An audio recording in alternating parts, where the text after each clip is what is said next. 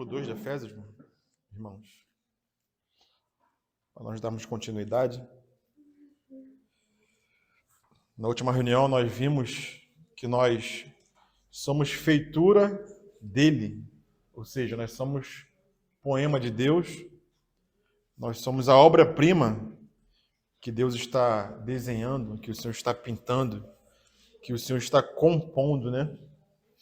Isso está no capítulo 2, versículo 9, versículo 10. Pois somos feitura dele, somos poema dele, criados em Cristo Jesus para boas obras, as quais Deus de antemão preparou para que andássemos nelas.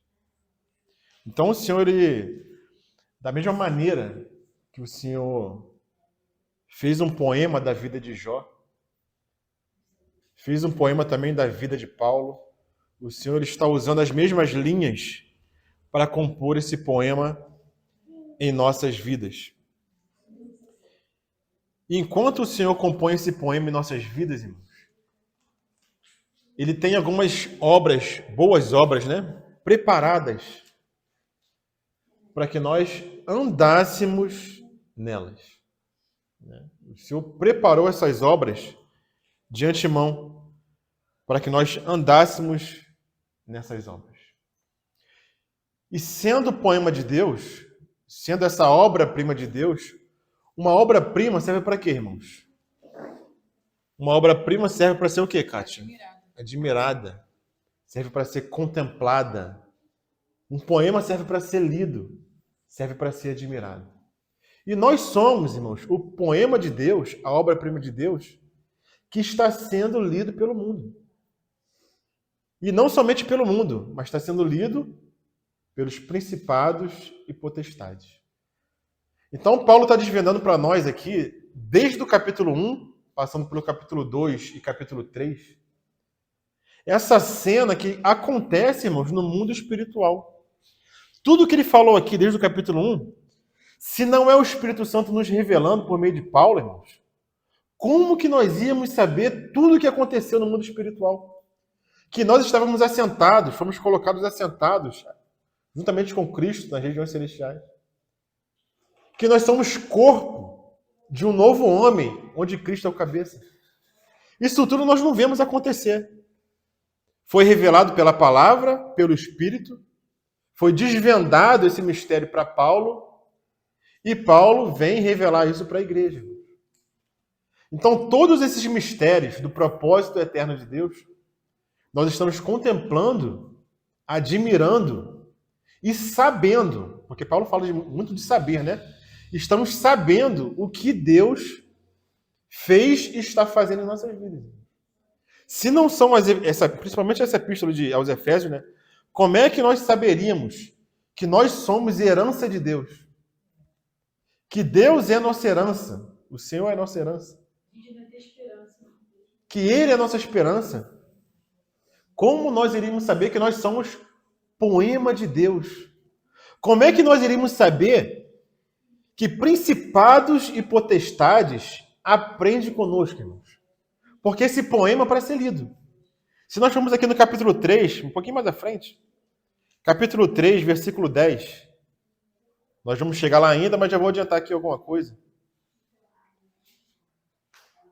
Capítulo 3, versículo 10 fala assim: para que pela igreja, olha só essa realidade, irmãos, pela igreja, a multiforme sabedoria de Deus se torne conhecida agora de principados e potestades nos lugares celestiais.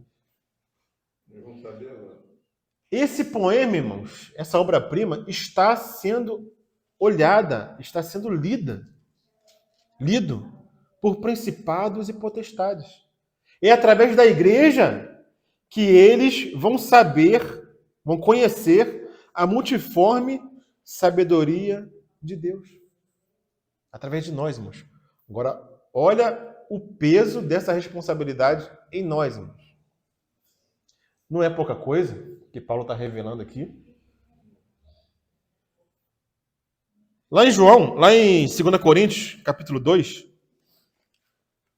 E nós somos feitos espetáculos não somente para o mundo, irmãos, mas também para os seres espirituais, né? Seres celestiais. Tanto caídos quanto aqueles que são pelo Senhor. Lá em 2 Coríntios, capítulo 2, versículo 15, nesse mesmo sentido, né? De que nós somos lidos, somos admirados, somos vistos. 2 Coríntios, capítulo 2, versículo 15, fala assim: porque nós somos, para com Deus, o bom perfume de Cristo. Tanto nos que são salvos, como nos que se perdem. Só que em um, nós vamos ser vistos de uma maneira, em outro de outra. É o versículo 16, né? Para com estes, ou seja, os que se perdem, cheiro de morte para morte. Para com aqueles, aroma de vida para vida. Quem, porém, é suficiente para essas coisas? Então, olha só quem nós somos. O bom perfume de Cristo, que é exalado nesse mundo. Só que para os que se perdem, André, nós somos cheiro de morte para morte. E nessas semanas que aconteceu muitos fatos aí no mundo, né? A gente vê as pessoas se engajando na política, brigando com relação à política. E muitos crentes se envolvendo, né? Com essas questões. Que, no meu ver, é algo indevido. O crente não tem que militar politicamente. Né? A nossa luta é espiritual. Né? Contra carne e nem sangue, né? Mas eu conversava com a Aline esses dias sobre essas coisas, né? E a Aline comentou algo comigo sobre a nossa postura no mundo, né? Porque quando nós exalamos esse perfume de Cristo, ela vai lembrar da nossa conversa, né? Aqueles que se perdem, que não são de Cristo, eles se sentem incomodados, né? Pela nossa postura. Porque nossa postura os acusa de quem eles são, do que eles gostam, das obras que eles fazem. Então, mesmo sem nós abrirmos a boca, só com a nossa postura nós já incomodamos o mundo. Nós somos cheiros de morte para a morte. Mas para aqueles que são salvos, nós somos o bom perfume de Cristo, né? Como fala aqui, né? O aroma de vida para a vida. Então nós somos esses, irmãos, que somos lidos pelo mundo, somos vistos por principados e potestades. Eles aprendem a multiforme sabedoria de Deus por meio da igreja. Aqui no final do terceiro ele fala assim, e para essas coisas, quem é idôneo? Quem é suficiente? Quem é idôneo para essas coisas? Somente a igreja. Ou seja, o conjunto dos santos. A união dos santos. O novo homem criado em Cristo. Ninguém é suficiente sozinho para essas coisas. Somente em Cristo, né? Quer ler, Lucimar? Porque nós não somos como muitos, os quais corrompem a palavra de Deus, mas com sinceridade, como de Deus, à vista de Deus, nós falamos de Cristo. Da parte do próprio Deus, né? Fala aqui na minha versão. Então, aqueles que estão em Cristo, esses são idôneos para essas coisas. Suficientes para estas coisas. Né? Por isso ele faz a pergunta. Em Cristo, nós somos o bom perfume dele mesmo. É porque aqui está falando de crentes também. Então, dos salvos, né? E dos outros também, do mau cheiro. Aqui, ó. Porque nós não somos como muitos que ganham falsificando a palavra de Deus. Antes a falamos em Cristo, com sinceridade. Antes, como de Deus, na presença de Deus.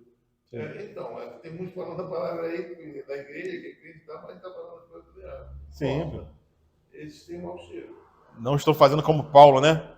Falando na presença de Deus, com sinceridade e da parte do próprio Deus. Estou falando dele mesmo. Né? Então, voltando aqui, irmãos, a Efésios. Nós vimos que nós não fomos salvos por obras, para que ninguém se glorie. Nós fomos salvos pela graça mediante a fé. Essa obra quem fez em nós, irmãos, foi o próprio Deus. Ele fez essa obra em nós. Nós não temos parte de ação, né? De alguma coisa que nós fizemos para sermos salvos. Deus fez essa obra. Lá em João, no capítulo 6, versículo 29, as pessoas perguntam: mostra-nos a obra do Pai para que nós façamos a obra do Pai, né? Vamos abrir lá João, capítulo 6. João 6, 29.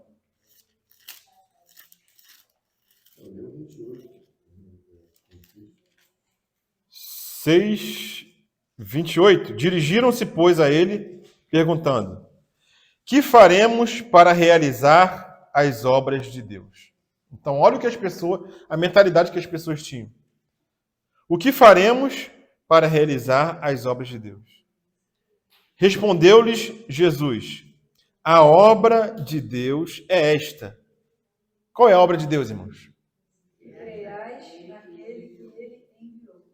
Que creais naquele que por ele foi enviado. Essa é a obra de Deus. Mas olha a pergunta que eles fizeram. O que faremos para realizar as obras de Deus? Jesus falou: nada. Vocês não têm que fazer nada para realizar a obra que é de Deus. A obra é dele. E qual é a obra dele? Que vocês creiam naquele que foi enviado por ele. Vocês não têm que fazer nada. Somente têm que crer. Mas que mentalidade é essa, André? É a mentalidade que as religiões têm, que o mundo tem. O que eu posso fazer para ser salvo? O que faremos para realizar a obra de Deus? É a obra de Deus. Como é que ele quer fazer alguma coisa? Se a obra é de Deus. Só Deus pode salvar. Só Deus pode fazer. Então Jesus responde: a obra dele, a obra de Deus, é que creais. Então, isso que o Senhor falou, isso que Jesus falou aqui, irmãos, é justamente o que fala em Efésios capítulo 2, versículo 8. Porque pela graça sois salvos, mediante a fé. E isso não vem de vós, é dom de Deus. É obra dele, dada a nós, presenteada a nós. Então, mediante a fé, nós realizamos a obra de Deus. Certo? Mas olha como continua o versículo. Não de obras para que ninguém se glorie, pois somos feitura dele, criados em Cristo Jesus, para boas obras, as quais Deus de antemão preparou para que andássemos nelas. Então não é que não existam obras que nós temos que fazer.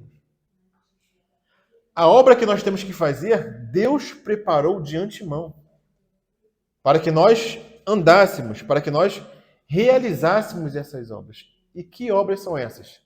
Que nós só podemos realizar depois que cremos, depois que Deus realizou a obra em nós. Que obras são essas, irmãos? Muitos vão falar, né? Eu não sei o que eu tenho que fazer na casa de Deus, não sei que obra que Deus preparou para mim. O que será que Deus preparou para... Que obra que será que Deus preparou para eu andar?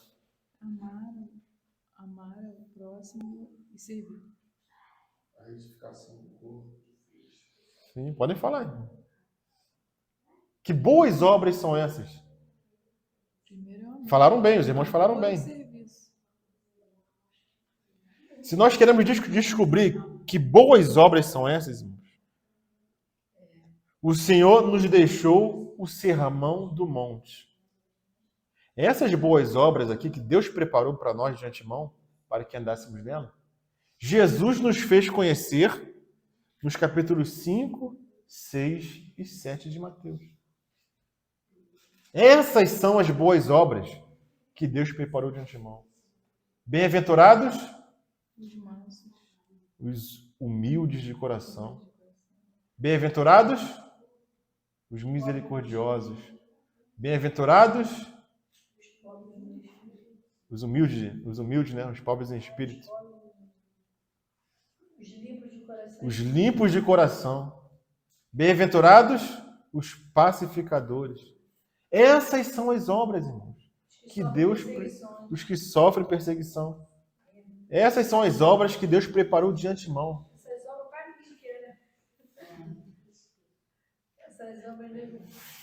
Então nós não temos que ter dúvida, irmãos. Bem-aventurados os que choram, os mansos, os que têm fome e sede de justiça, os misericordiosos, os de coração limpo, os pacificadores, os perseguidos.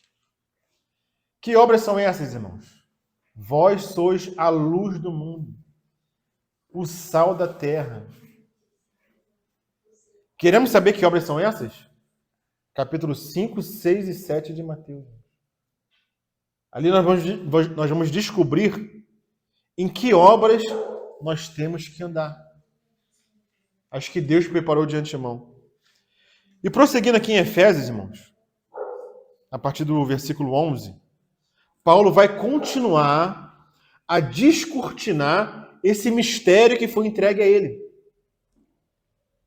Porque se ele não descortina esse mistério, irmãos, nós não ficamos sabendo o que acontece atrás das cortinas, né? Se alguém já foi no teatro aqui, quando a cortina se fecha, algo está acontecendo lá atrás, mas nós não estamos vendo. Então, o abrir das cortinas é o desvelar do mistério, onde nós contemplamos a obra do Senhor por nós. Então, essa visão celestial que Paulo está tendo aqui, de que nós fomos assentados nas regiões celestiais, que a nós foi entregue esse mistério de Cristo, que nós somos o corpo dele, Paulo agora está nos falando, está nos mostrando como que nós nos tornamos essa obra do Senhor, essa obra-prima, esse poema do Senhor.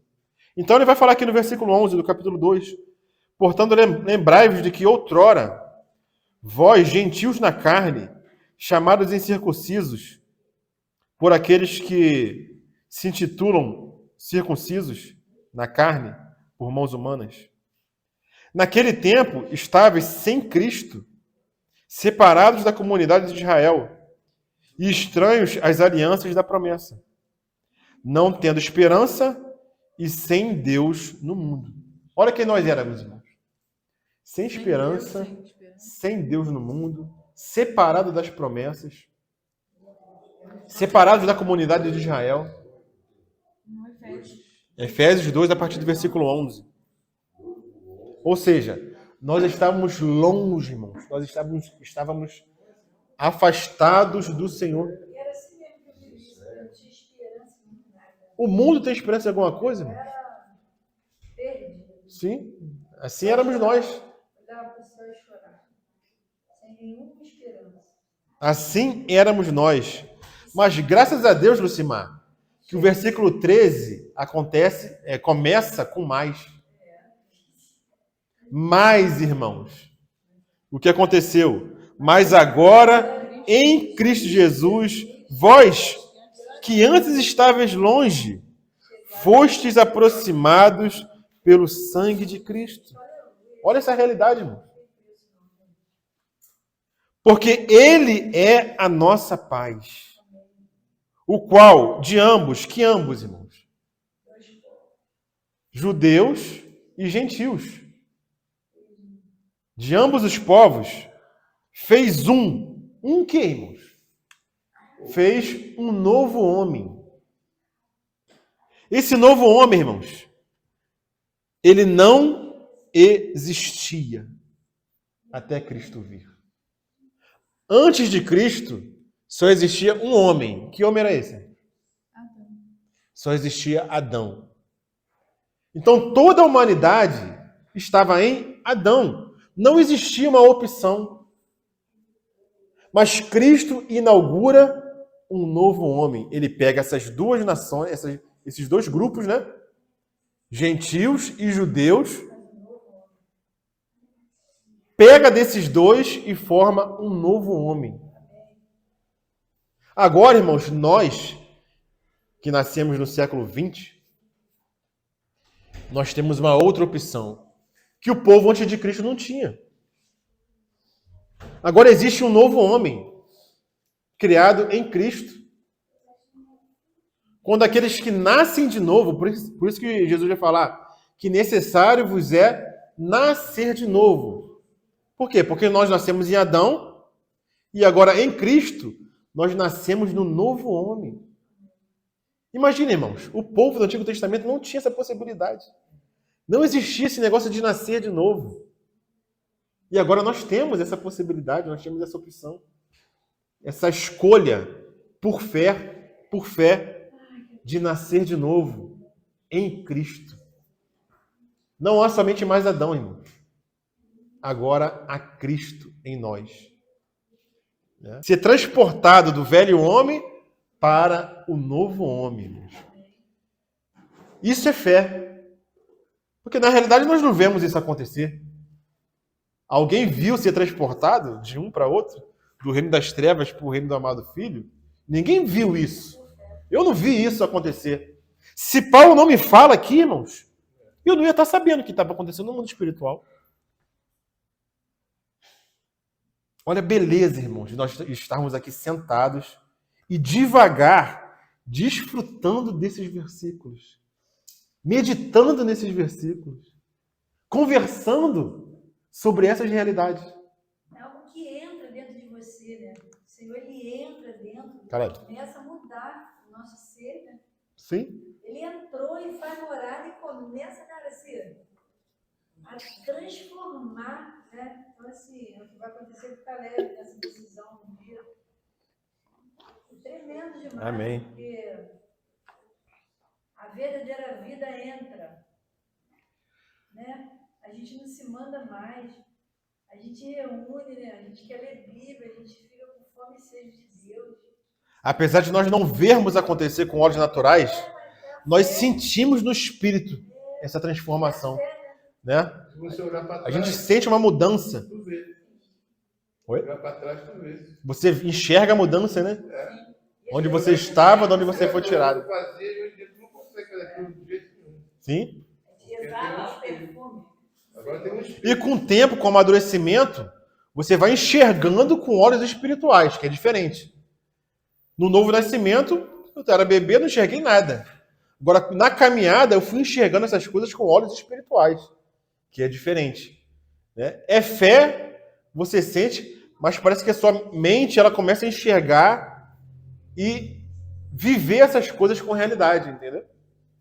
Então, continuando aqui, irmãos, no versículo 14, porque ele é a nossa paz, o qual de ambos fez um, e tendo derrubado a parede de separação que estava no meio, a inimizade aboliu na sua carne a lei dos mandamentos, na forma de ordenanças, para que dos dois criasse em si mesmo um novo homem, fazendo a paz, e reconciliasse ambos em um só corpo com Deus, por intermédio da cruz, destruindo por ela a inimizade, irmãos.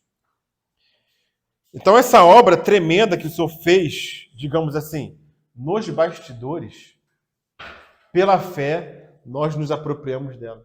Nos bastidores para nós, né?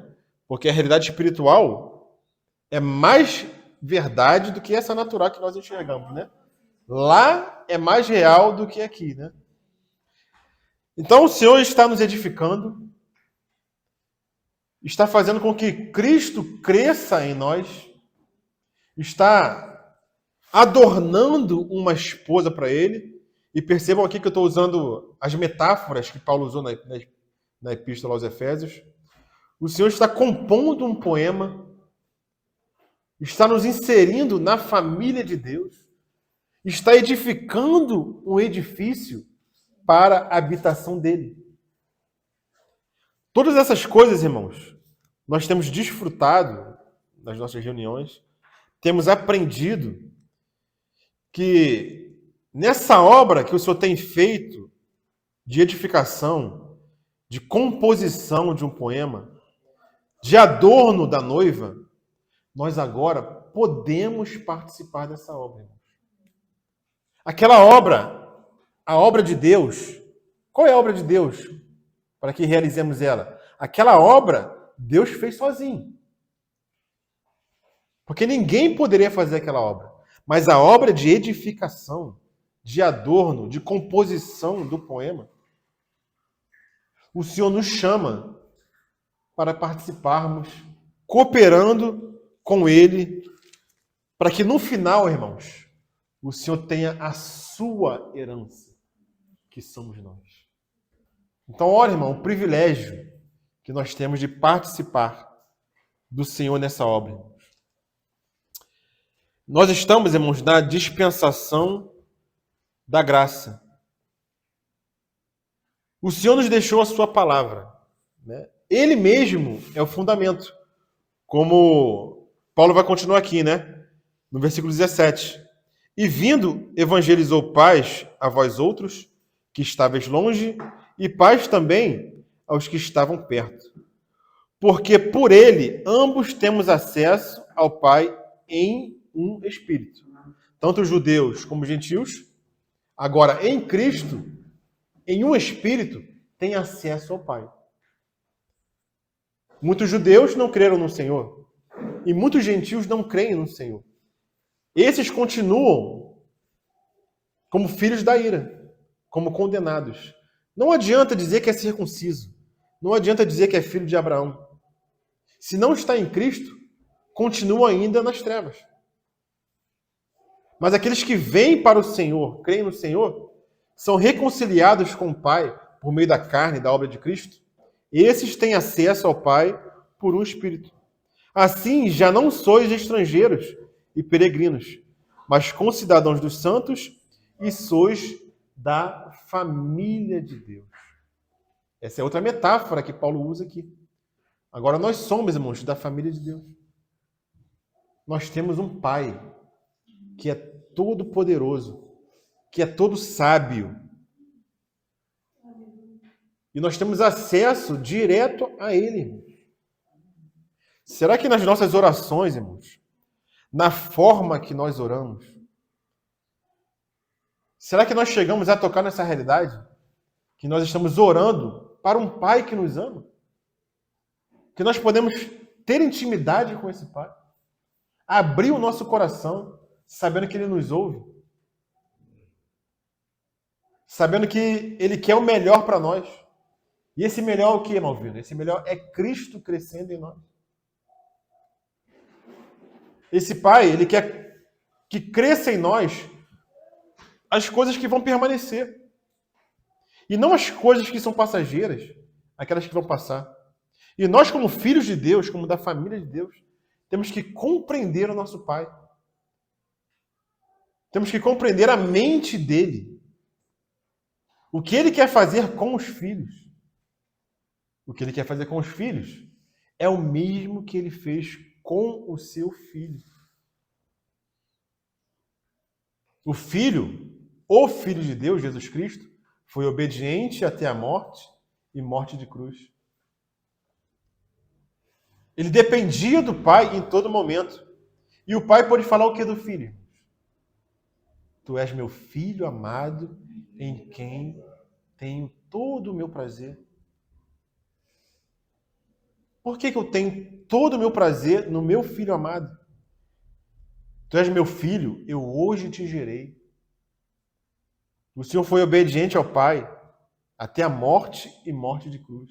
Venceu o mundo, venceu o pecado, venceu Satanás, venceu a própria vontade, porque Ele era homem, tinha alma de homem, tinha vontade de homem. Tinha tudo concernente ao homem, exceto o pecado. Então Ele subia com cheiro agradável ao Pai. Mas impressionante, irmãos, que o Pai, Ele ama o Filho, se compraz no Filho. E o que o Pai quer? Ele quer o quê? Não, você sussurrou aí, parece que eu peguei. Você sussurrou alguma coisa aí, viu? Sussurrou o quê? Não, você falou. Ele quer muitos filhos. Eu ouvi aí tu falar. Ele quer muitos filhos. Ele é de filho. Ele quer muitos filhos conforme o seu filho. Ele não quer filhos diferentes do seu filho. Ele quer filhos conforme o seu filho. Porque Ele também quer ter prazer em nós. E nós fomos predestinados para isso. Deus nos predestinou para sermos conformes à imagem do seu Filho. O modelo de Deus, a régua de Deus é o seu Filho. Tudo vai ser medido pela régua de Deus, Quem é a régua de Deus? É o Filho. É Cristo. Então o Senhor vai pegar o Caleb e vai medir o Caleb. Vai medir o André. Vai medir a Lucimar. E ele vai pegar a régua dele, que é Cristo. E vai pegar, vai medir a Lucimar. Lucimar, quanto você tem do meu filho em você? Quanto nós temos de Cristo em nós? Por isso, Paulo, irmãos, ele se afadigava. Por que ele se afadigava, irmãos? Para ver Cristo, para ver Cristo formado nos irmãos. Ele sentia dores de parto, irmãos, para ver Cristo formado nos irmãos. Por que ele sentia dores de parto? Por que ele se afadigava? Por que ele se dava por essa causa? Essa é a causa de Paulo. Porque Paulo fala assim, ó, no capítulo 3, versículo 1. Por esta causa, eu, Paulo, sou prisioneiro de Cristo. Que causa é essa de Paulo, irmãos? E no versículo 14 do capítulo 3, ele fala mais uma vez, por esta causa, Paulo era um homem de uma causa só, irmãos. E que causa é essa? Ele recebeu a comissão de verdade que Deus deu para ele, né? Sim, recebeu a comissão, o ministério de levar para os gentios esse mistério. E às vezes, quantas vezes a gente não faz isso, né? Porque a gente acha diferente, né? A gente fez com Jesus e nós falamos que somos filhos, Sim. mas não consideramos que somos filhos, né? Aí ficamos, vai parando. Então, Paulo está nos mostrando aqui, irmãos, a visão celestial que ele ganhou. E conforme a visão que ele ganhou, sabendo o que Deus quer, qual é o propósito de Deus no homem, ele entendeu esse propósito. Que propósito é esse, irmãos? De Cristo crescer nos irmãos, de o Pai ter muitos filhos conforme o seu Filho. Esse é o desejo do Pai. Aí na plenitude dos tempos, convergir. Em Cristo, todas as coisas. Ele é o cabeça. Mas o cabeça não pode ser um cabeça sem corpo. E um corpo tem que ter um cabeça. E para ele foi mostrado que esse corpo é a igreja. E foi comissionado a ele cooperar com Cristo, completar os sofrimentos de Cristo em prol da igreja. Então Paulo se afatigava porque ele tinha uma causa. Qual era a causa de Paulo, irmãos? Ver Cristo formado nos irmãos. Muitos se preocupam, irmãos, somente em... Não estou criticando. Cada um tem seu papel.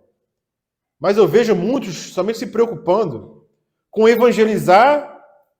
Eu vejo isso muito na denominação, né? Evangeliza, ganha a pessoa para Cristo, ela crê, mas não se preocupa com o crescimento da pessoa.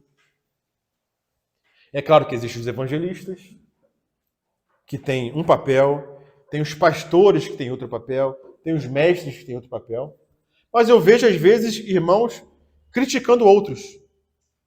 Não, que você só fica na igreja, que não sei o quê, tem que ir para o mundo, que não sei o quê lá, e fica nessa briga. Tem que fazer tudo, irmãos.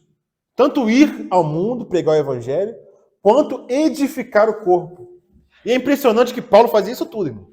Paulo era evangelista, Paulo era pastor, Paulo era mestre, Paulo era apóstolo, era profeta. Paulo era alguém que atingiu uma estatura que ele era capaz de dizer o seguinte, irmãos. Sede meus imitadores, como eu sou de Cristo. Olha só que ousadia de Paulo, irmão. Não precisa imitar Cristo, não. Me imita. Se você me imitar, já tá bom. Para você ver a estatura que Paulo chegou. Irmão. Ainda tinha medo de ser reprovado. Ainda tinha temor de ser reprovado, né? Esmurrava o próprio corpo. Olha só que estatura desse irmão Paulo, irmãos. Como nós não temos essa estatura de Paulo, né? Nós não podemos exercer todos esses papéis como ele exercia. Tem os evangelistas que vão e que trazem para a igreja. Tem os pastores que cuidam, que apacentam. Tem os mestres que ensinam. Tem os obreiros que visitam as assembleias. E cada um exercitando o seu papel no corpo. A boca não tem que querer ser ouvido, nem ouvido ser boca. Então, juntos, irmãos, como a gente vai ver aqui em Efésios, convivendo juntos, nós vamos vendo esse serviço sendo executado por cada membro. Mas isso é junto, na igreja, compreendendo o serviço de cada um no corpo. Então, esse mistério que foi entregue a Paulo, ele se afadigava por essa causa, né? Nessa edificação, que a gente vai ver aqui no versículo 20 do capítulo 2, edificados sobre o fundamento dos apóstolos e profetas, sendo ele mesmo, Cristo Jesus, a pedra angular. Então ele vai falar de uma edificação, no qual todo edifício bem ajustado cresce para santuário dedicado ao Senhor, no qual também vós juntamente, olha só, irmãos, guarda essa palavra, juntamente estáis sendo edificados para a habitação de Deus no Espírito. Paulo vai usar muito essa palavra aqui, Caleb. Juntamente. Nós fomos juntamente com Cristo, colocados nas regiões celestiais. Juntamente com Cristo, nós fomos ressuscitados. E juntamente com Ele, nós fomos... O Senhor nos deu vida. Isso aqui está no versículo 5 do capítulo 2. Ele vai usar 3 vezes, juntamente. Juntamente, nos deu vida juntamente com Cristo. Versículo 6. Juntamente com Ele, nós fomos ressuscitados. E aqui está faltando juntamente, mas no original tem. E juntamente com Cristo, nos fez assentar nos lugares celestiais. E juntamente, nós estamos sendo edificados em Cristo. E no capítulo 3, versículo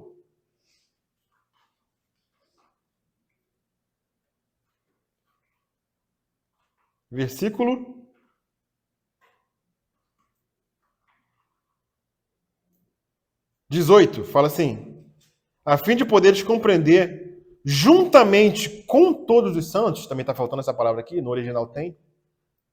Então, irmãos, nossa vida é junto. É agarrado.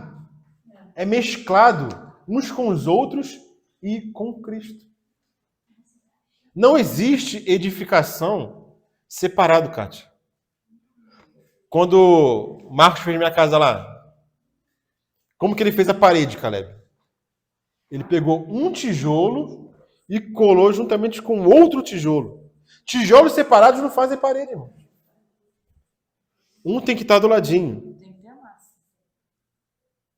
Na verdade, na edificação do santuário do Senhor, as pedras são cortadas tão perfeitamente que elas encaixam uma com a outra sem massa.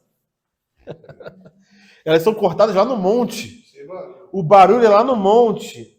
Elas já vêm prontas para o santuário. E são colocadas certinho, uma sobre a outra.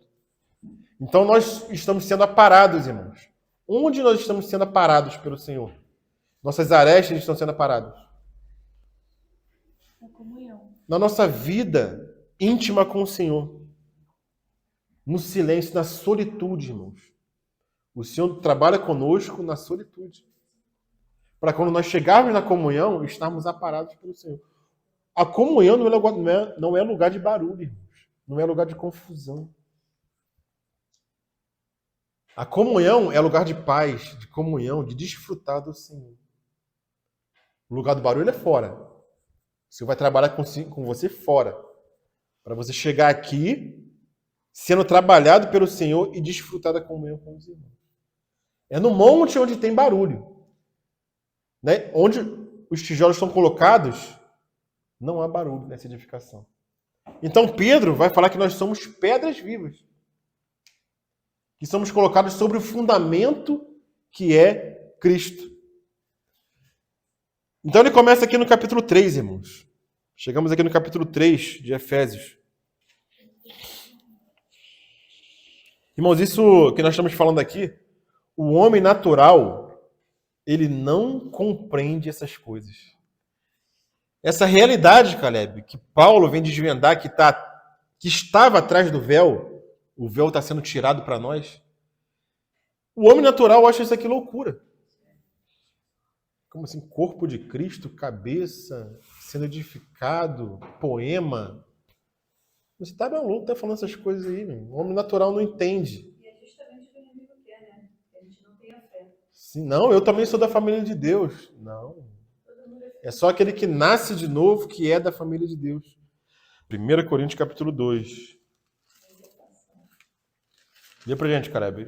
1 Coríntios capítulo 2, versículo 14 Só 14? e 15. Ora, o homem natural não compreende as coisas do Espírito de Deus, porque lhes parecem loucura, e não pode entendê-las, porque elas discernem espiritualmente. Mas o que é espiritual discerne bem tudo, e ele de ninguém é discernido. Então, irmãos, o homem natural não compreende as coisas que são do Senhor. Tudo isso aqui que nós estamos falando, irmãos, o homem natural não considera. Porque o homem natural considera aquilo que ele vê. Por isso que nós louvamos.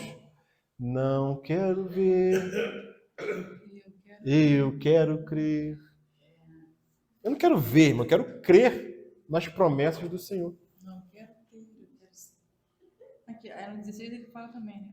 Pois quem conheceu a mente do Senhor para que possa instruir? Nós, porém, temos a mente de Cristo. Então, irmãos, nós fomos inseridos no novo homem, que é o novo homem da nova criação. Quando nós cremos no Senhor, André, nós fomos feitos não somente nova criatura, mas uma nova criação em Cristo Jesus. Amém? E já caminhando para o final, vamos tentar aqui encerrar um pouquinho mais cedo. No capítulo 3, irmãos, de Efésios, capítulo 3, versículo 1, Paulo está aqui desvendando, Araci, esse mistério, da onde nós fomos inseridos e como o Senhor está fazendo uma obra em nós para nós assumirmos essa posição dos lugares celestiais. Porque não é de qualquer jeito, né? Nós fomos colocados nas regiões celestiais, mas o Senhor está nos preparando para assumirmos essa posição. Não é de qualquer jeito que a gente vai sentar lá. Já fomos assentados? Já. Mas estamos sendo preparados para se assentar lá quando o tempo chegar. Isso. Então, a partir do capítulo 3, versículo 1, até o versículo 13, Paulo aqui vai fazer uma digressão. Vai fazer uma digressão. O que é uma digressão? Digressão é como se fosse assim. Imagina a Avenida Brasil. A gente está na Avenida Brasil. Só que, em algum momento, a gente pega uma via lateral. Pega a pista lateral. E continua na Brasil, só que na pista lateral. Isso é uma digressão. É você tomar uma outra via para falar de um outro assunto. Mas depois lá na frente você volta para a via principal. Você vai para uma via lateral. Por quê? Porque a partir do versículo 1, Paulo vai repetir algumas coisas que ele falou no capítulo 1, desse mistério. Ele vai explicar novamente o que ele falou com relação ao reencabeçamento de Cristo, sobre todas as coisas. Então ele vai pegar uma via lateral para voltar em um assunto, para depois voltar aonde ele parou. Digressão. Né? É você pegar uma via lateral e depois você volta. Isso, como se fosse abrir um parênteses. Ele vai abrir um parênteses aqui, né? Para explicar uma outra coisa. Então ele vai falar o seguinte: por esta causa, eu, Paulo, sou prisioneiro de Cristo Jesus, por amor de vós, gentios. Lembrei do pit stop na corrida. Não, mas aqui não é pit stop, não. Paulo aqui continua, né? Ele parou, ajeitou e continuou. Por amor de vós, gentios, se é que tendes ouvido a respeito da dispensação da graça de Deus, a mim confiada para vós outros. Pois segundo uma revelação, me foi dado conhecer o mistério, conforme escrevi há pouco resumidamente. Tá vendo? Ele vai retomar algo que ele já tinha explicado resumidamente. Olha só, irmãos, ele fala que o que ele falou no capítulo 1 foi resumido, irmãos. Se ele fala todo o mistério, irmãos,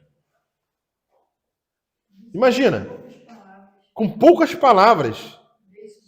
Então ele vai dar aqui uma ampliada, né? Pelo que, quando ledes, podeis compreender o meu discernimento do mistério de Cristo. Aquilo que ele já havia explicado. O qual, ou seja, o mistério, o qual em outras gerações não foi dado a conhecer aos filhos dos homens, como agora foi revelado aos seus santos apóstolos e profetas no Espírito. Que mistério é esse, irmãos? A saber, que os gentios são co-herdeiros, membros do mesmo corpo e co-participantes da promessa em Cristo Jesus por meio do Evangelho. Nós que estávamos longe, agora somos co-herdeiros e co-participantes dessas promessas. Fomos inseridos no corpo de Cristo, do qual foi constituído ministro, conforme o dom da graça de Deus a mim concedida, segundo a força operante do seu poder. A mim, o menor de todos os santos, me foi dada esta graça, de pregar aos gentios o evangelho das insondáveis riquezas de Cristo. E essas insondáveis riquezas de Cristo, Paulo teve um vislumbre, porque ele foi arrebatado até o terceiro céu. Se no corpo ele não sabe, se no espírito não sabe. Mas ele viu coisas inefáveis. E algo ele revelou para nós. Aquilo que foi permitido. Porque ele viu coisas inefáveis, a qual não é lícito ao homem proferir. Mas algo o Espírito dá. Ó, isso aqui você mostra para eles. Dá só um gostinho, né? Desse penhor, dessa herança. Né? Imagine, irmãos. Porque aquilo que o homem não viu, e aquilo que não chegou ao coração do homem, é isso que o Senhor tem preparado para aqueles que o amam.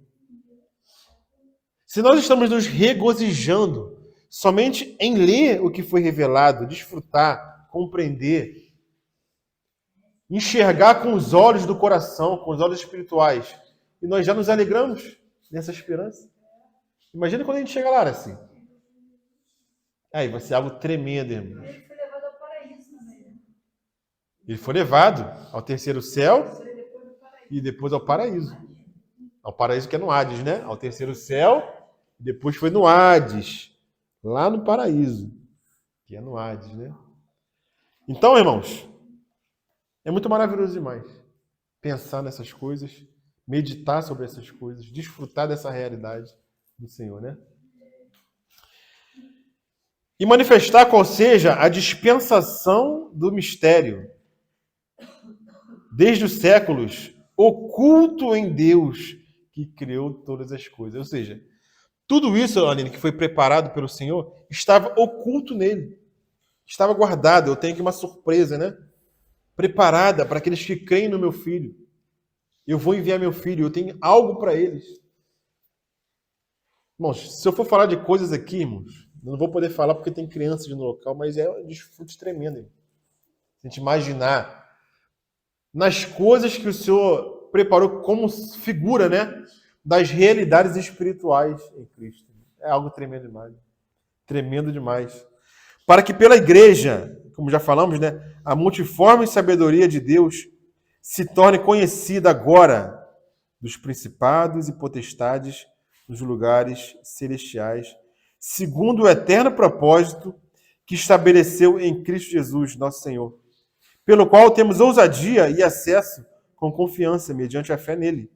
Portanto, vos peço que não desfaleçais nas minhas tribulações por vós, pois nisso está a vossa glória. Então, Paulo se atribulava por eles, se dava por eles, para ver Cristo formado neles, irmãos. Existe uma carta que é considerada a carta gêmea, a carta de Efésios, que é Colossenses. Lá no capítulo 1, Paulo vai nos falar desse mistério. Colossenses, capítulo 1, ele vai nos falar dessa causa Que causa é essa, irmãos? Colossenses capítulo 1, versículo 24.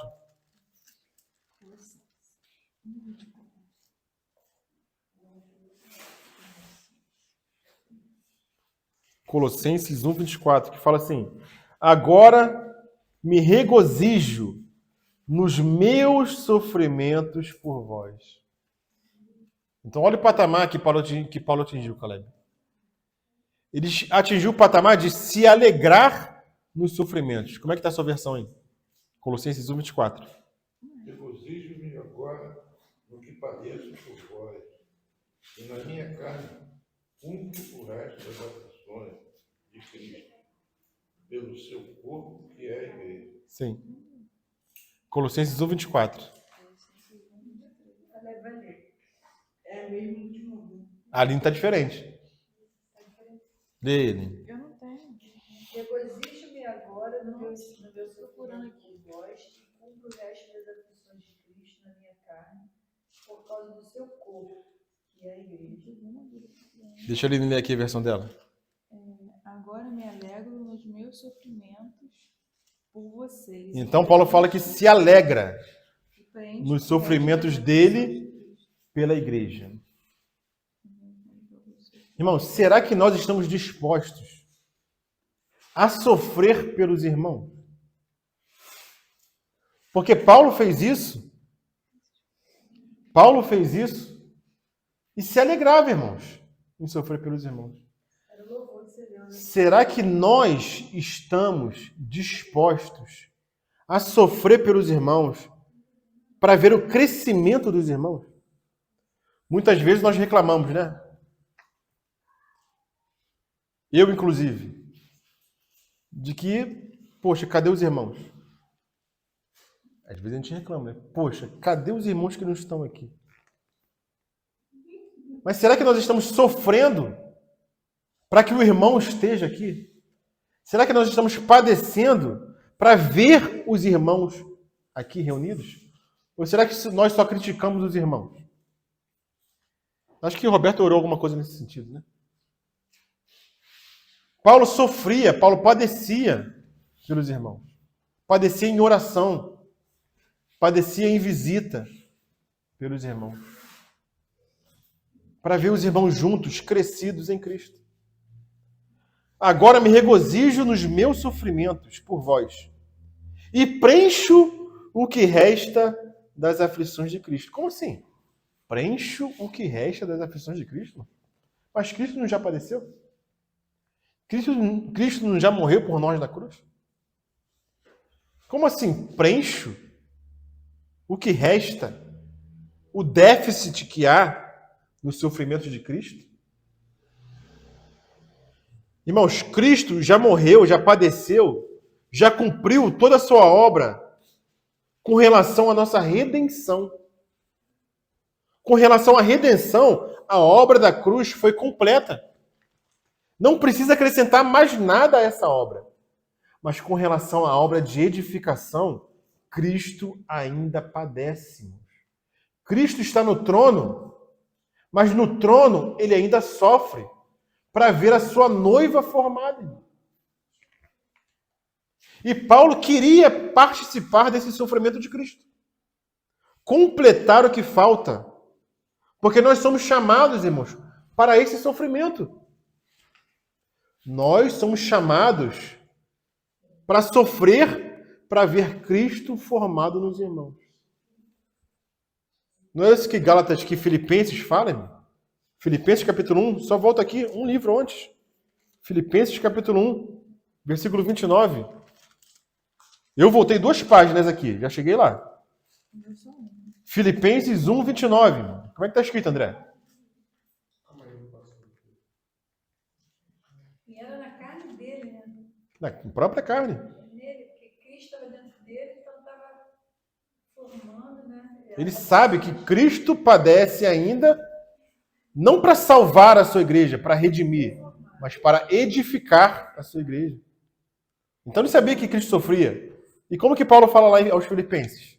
Porque a vós vos foi concedido em relação a Cristo, não somente crer nele, ou também padecer por ele. Padecer por ele.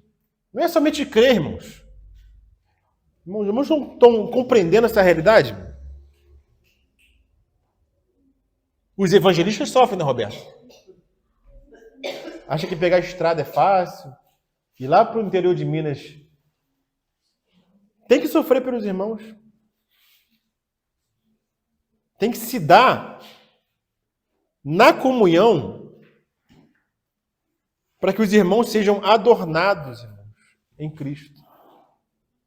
Mas muitas vezes, quando acontecem problemas, a gente faz o quê? A gente se afasta. A gente não se dá. A gente não sofre. A gente não completa os sofrimentos que restam ainda em Cristo, pela igreja, pelos irmãos. Então, Paulo, irmãos, em Gálatas, ele fala o quê? Que sofria dores de parto, irmãos, para ver Cristo formado nos irmãos. Olha que vaso tremendo foi Paulo, André.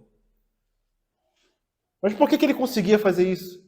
Pela força que havia nele? Nele mesmo? Era o poder de Deus que energizava Paulo. Não era ele mesmo, irmãos. Era o poder de Deus nele, operando nele. Ele se deixava usar pelo Senhor. Então ele era um vaso usado pelo Senhor. Sede meus imitadores, assim como eu também sou de Cristo. E nós somos chamados, irmãos, a participar desse sofrimento. A gente só chega nesse nível quando a gente não ama a nossa própria vida. Ou Ele seja, falou que a vida dele para ele era o quê? Era como o quê?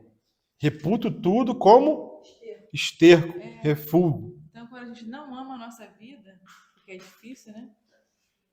A gente chega nesse nível de amadurecimento e Deus usa muito, porque a gente vive para o Senhor, né? Faz o que o Senhor quer, pensa como o Senhor, ama como o Senhor, aí é tudo diferente.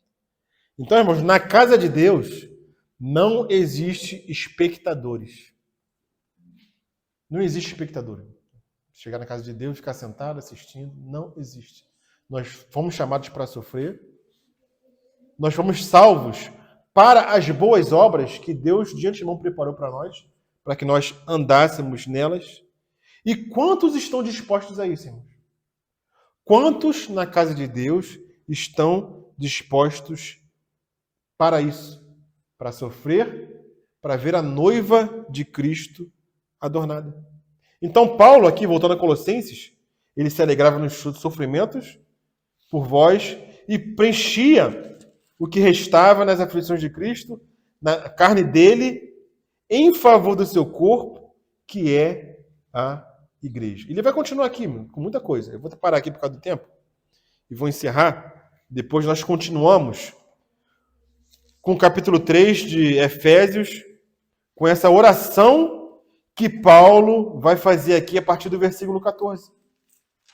Que ele vai orar novamente pelos Efésios. Na primeira oração, ele ora por qual motivo? Ele ora por revelação, para que os olhos do coração fossem iluminados. E agora ele vai orar para que os irmãos tenham compreensão. A primeira oração que nós já falamos foi por revelação, a segunda por compreensão. E o que existe no meio, irmãos, entre revelação e compreensão? Meditação. Meditação. E a compreensão, ela só vai chegar se nós estivermos unidos em amor e juntos. Mas já são 5:10, eu vou encerrar aqui e depois nós continuamos. Amém, irmãos?